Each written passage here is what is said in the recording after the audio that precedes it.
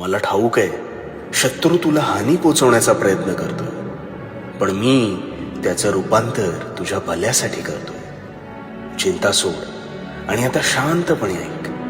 मनातील सर्व इच्छा ह्या पूर्ण होतील. नियतीनुसार इथे हिसकावून खाणारा कधीच सुखी होत नाही आणि वाटून खाणारा हा कधीच दुःखी होत नाही. म्हणून वर्तमानात तू निस्वार्थ कर्माचे रोप लाव. कोणाच्या आशेवर अथवा मदतीला अवलंबून राहू नकोस, कारण त्या रोपावर येणाऱ्या फळावर अधिकार हा फक्त आणि फक्त तुझाच असेल. कर्म शुद्ध ठेव आणि हो, भिवू नकोस कारण मी तुझ्या पाठीशी.